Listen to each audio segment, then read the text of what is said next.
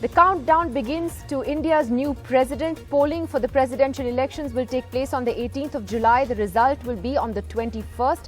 Will the BJP candidate win easily, and what will the opposition do? Meanwhile, crucial Rajya Sabha polls take place tomorrow with a contest in several seats. Parties are trying to keep their flock together at various resorts on the eve of the polls. Now, the Delhi police file an FIR in a hate speech case against 32 people, including BJP's former spokesperson Nupur Sharma. Also on that list in that FIR, MP Asaduddin Owaisi, journalist Sabha Naqvi.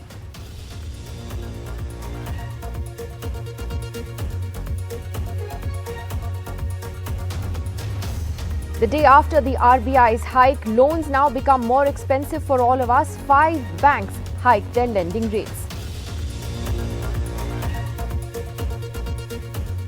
It may be scorching hot in North India, but there are pre-monsoon showers in Mumbai today. The monsoon is expected to reach Goa and Maharashtra in the next 2 days.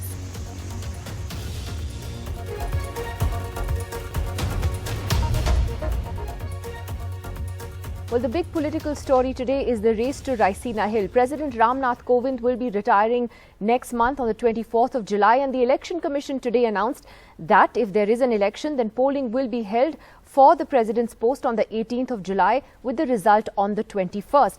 Now, as far as the numbers are concerned, remember, in a presidential election, it all depends on the Electoral College, and the BJP is very close to the required 50% plus that it needs to get its candidate through. At the moment, they have just over 48% of the Electoral College vote. They may need the help of some of their allies in the NDA as well as like-minded parties like Naveen Patnaik and Jagan Mohan Reddy.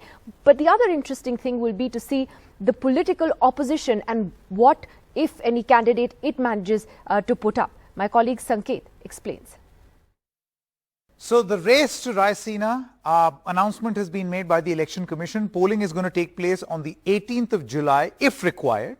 Suppose if there is no competition, then there is no scope for any election. And the result, if required, is going to be on the 21st of July. Now, voting is going to take place on the basis of Electoral College, which is a very complicated, there's a complicated math to it. But for the layman, what you have to understand is that the total number of MPs in this country are 776, and the value of their vote is 5,43,200. This is the Electoral College. The total MLAs eligible for voting are 4,033, and the value of their vote is 5,43,231. So, in effect, a total Electoral College of 10,86,431 will be deployed to basically elect the next president. Now, the BJP, according to the math, preliminary math that has been done, has over 48%, just a little under 50% of this Electoral College, given their strength all over the country in Vidhan Sabhas as well as Lok Sabha and Rajya Sabha. Now, the BJP may need help of NDA allies and like-minded parties the same way they took help in 2017 to elect Mr. Ramnath Kovind. Now, elections are not along party lines. Remember, this is not about BJP, JDU. This time around, in fact, that is always the case. Elections are not going to be on party lines, which means MPs, MLAs are free to vote for whoever they want or ally with whichever person they want. No party can issue any whip for these elections, which means you can't force an MP or an MLA that you have to vote for this particular candidate only. A special pen is going to be provided for the voting. Failure to use that specific pen will declare the vote invalid. Now, why is this important? Because in the past, many incidents have happened where a different pen was used, or there were smudge marks, and many of those votes got disqualified, thus affecting the result. So this time around, the Election Commission has taken made special arrangements. The voting is going to take place in Vidhan Sabha as well as in Parliament building, and special observers have been appointed for each state. Well, thanks very much for that, Sanket. Meanwhile, you have the Rajya Sabha elections that are taking place tomorrow, and it's resort politics all the way from the resort street to the Rajya Sabha, pretty much across states. Our reporters standing by with the very latest from all the states where we're expecting polls tomorrow. But let me go across to Harsha Kumari Singh first in Jaipur. Harsha, of course, the entry of Subhash Chandra, an independent backed by the BJP, the media baron, that squared the pitch for the Congress there. What's the latest in terms of who has the numbers?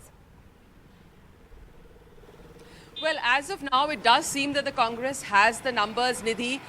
They are claiming that they have 126 MLAs because they say that the BTP will also come on board. The CPIM is supporting them. So except for one independent who we are not sure which way he will go, it does seem right now that the Congress does have the numbers. They've come in from Udaipur, moved into another resort on the outskirts of Jaipur. The BJP MLAs are also on the outskirts of Jaipur, and they're only going to come to this Vidhan Sabha right behind me tomorrow morning at 9 a.m.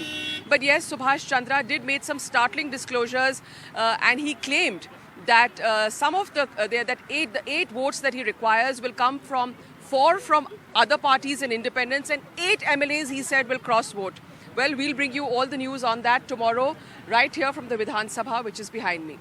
All right, Harsha, good luck with that. I remember one election that went on till 2:30 in the morning, and hopefully that's not the case tomorrow. But moving on to Maharashtra, my colleague Sohit Mishra is there. And, you know, in Maharashtra as well, Sohit, today we saw that it's now down to every MLA counts. And today, the ruling MVA had a setback because 2 of their ministers who are in the custody of the ED, Anil Deshmukh and Nawab Malik, they were not given bail by the court to just come out and vote in tomorrow's election. So what does that mean for the numbers? That's right. That is a very close fight between the Shiv Sena as well as the BJP candidate. If we talk about the 6th seat, now to win that seat, 42 votes are required. As of now, BJP along with its allies has 29 votes. The MVA allies has 27 votes. But in this 27 votes, the 2 votes which were included was of Anil Deshmukh and Nawab Malik. If we'll have to remove that 2 votes, so as of now they have 25 votes with them, whereas the BJP has 29 votes with them. The required voting votes is 42, which means the BJP needs 13 more votes. At the same time, the MVA alliance needs 17 more votes. Now, this is where the smaller parties as well as the independent MLAs will be required. And that's the reason since the last few days we have been seeing, be it Chief Minister Uddhav Thackeray himself or be it Devendra Fadnavis. Both of them are meeting the MLAs.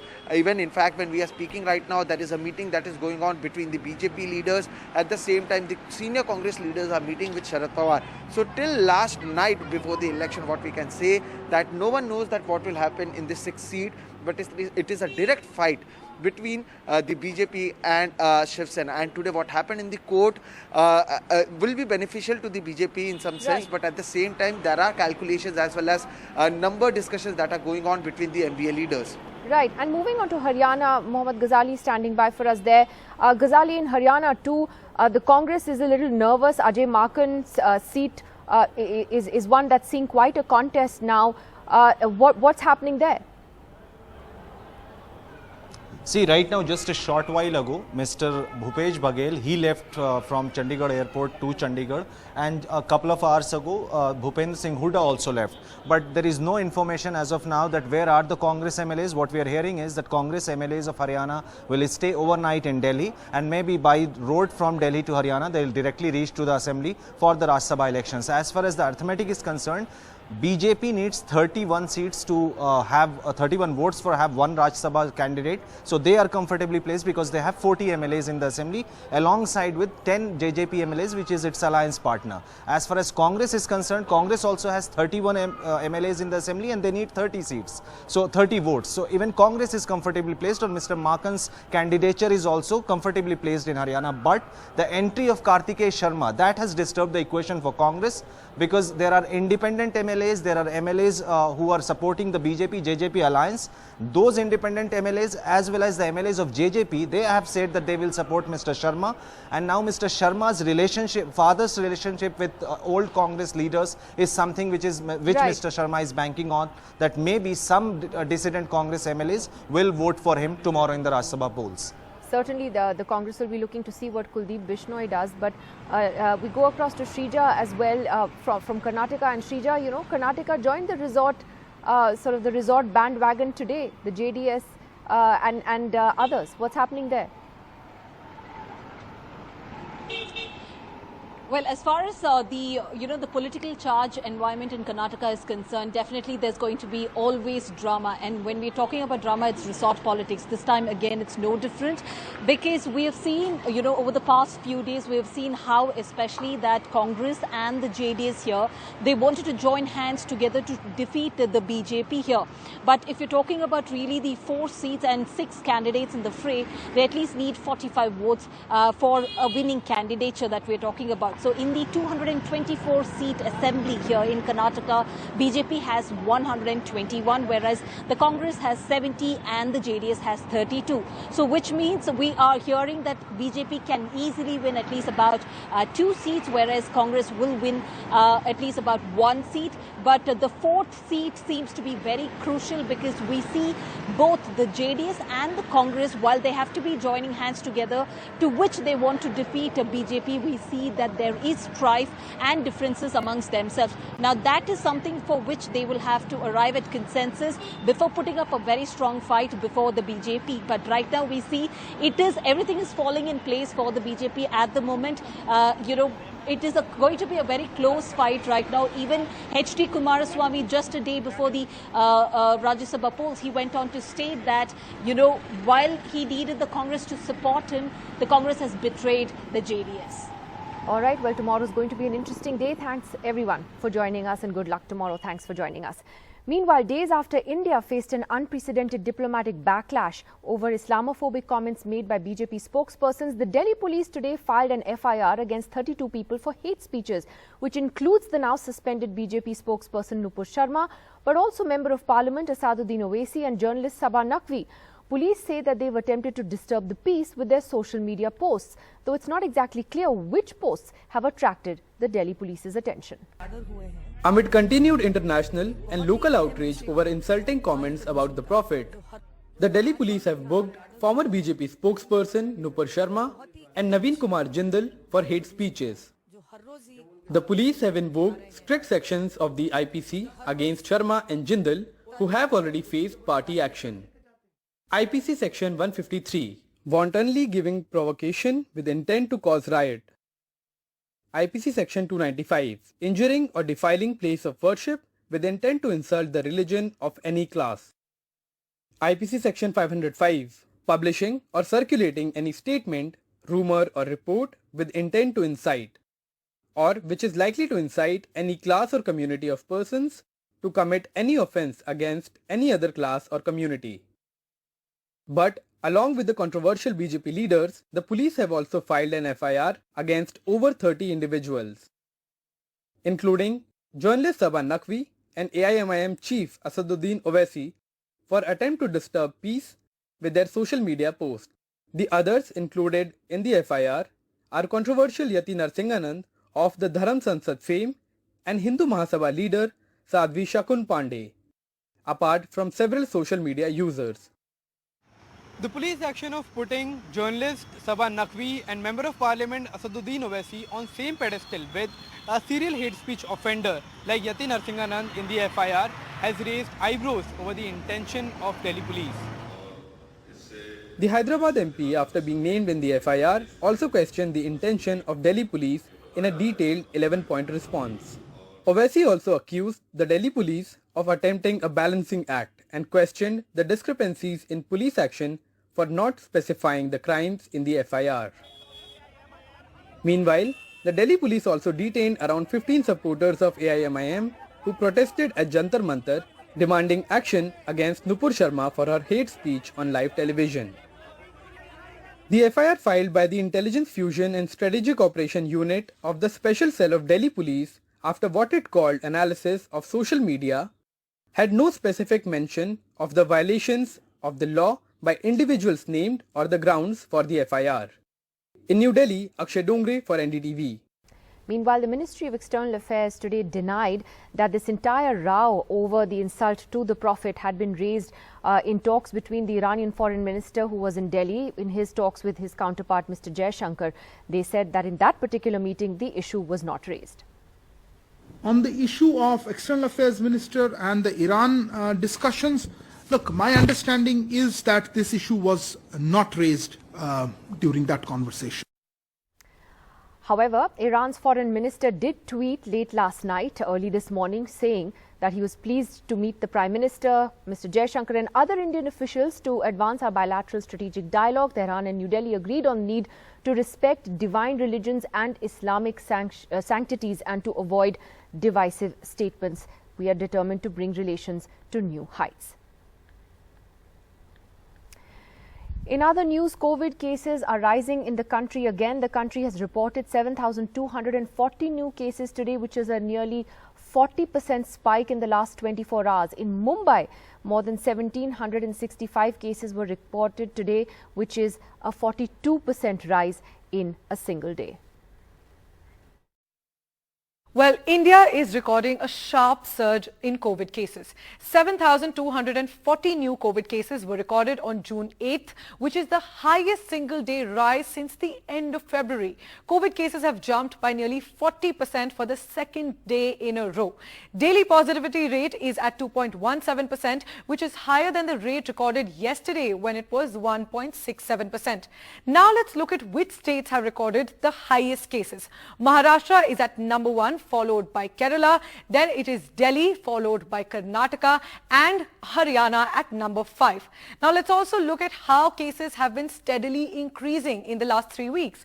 In the last 3 weeks, COVID cases have gone up from 2,000 to 7,000. So compared to May 21, COVID cases have increased more than 4 times. This is the daily number. Now let's also look at the average cases for a week to get a wider perspective. The average cases, average daily cases recorded has doubled in just the last 4 weeks. In the week ended May 18th, average cases were 2,307, but the average daily cases for this week is 4,711. So a sharp rise in COVID cases, but fortunately, there has been no recent surge in deaths. The 7-day average of deaths reported daily is currently 12, which is actually less than the average 32 deaths recorded 3 weeks ago. Experts also say there has been no surge in hospitalizations since symptoms remain mild, similar to the Omicron wave. But the recent surge in cases is definitely sharp, and it reminds us to get our COVID guard back, since the virus, as they say, is going to live with us. Back to you. Meanwhile, just a day after the RBI hiked a key lending rate to banks, banks have now passed that on to you and me. Our EMIs are all set to go up. Today, 5 Indian banks have hiked their lending rates. Your EMIs go up as at least 5 banks have raised their benchmark lending rates by 50 basis points, exactly in line with the RBI's 50 basis point rate hike. Banks' interest rates are based on RBI's repo rate, and that is why we can see this hike. If you have or are planning to get a home loan, auto loan or any other loan, you will have to shell out more money for your loan EMIs. ICICI Bank has raised its interest rate to 8.6% by 50 basis points. Bank of Baroda's rate is hiked to 7.4%. Punjab National Bank has taken its rate to 7.4%. Bank of India to 7.75%, while Central Bank of India has taken its rate to 7.75%. Now, this was how banks reacted to RBI's repo rate hike. Let's now look at how the markets reacted. Markets were positive and in fact ended their 4-day streak today. This as the rate hike by the Reserve Bank of India was on lines expected by investors, so there wasn't much shock. Markets in fact gained over 0.7%. Sensex gained 427 points to end at 55,320, while Nifty was up by 121 points to end at 16,478. Now, energy stocks led this surge, while the worst losers were metal stocks. So definitely a good day for all stock market investors, but some bad news for all those with bank loans. Back to you. Meanwhile, Rahul Gandhi is all set to appear before the Enforcement Directorate in the National Herald case on the 13th of June, that is Monday. And the Congress has decided that it would become a show of strength for them. They have called in all senior leaders to go and protest at the ED's offices, not just in Delhi, but all across the country. Meanwhile, opposition parties held protests demanding the Kerala Chief Minister's resignation today after the main accused in the gold scam case levelled accusations against the Chief Minister, a charge that he has denied. The Kerala Congress Mahila Wing as well as the Youth Congress staged protests and A scuffle also broke out with police at one point. Meanwhile, pre-monsoon showers in Mumbai today, what a relief it is. It's been quite hot, of course, in North India and continues to be so. But the Met Department now says the monsoon is expected to reach Goa and Maharashtra in the next couple of days.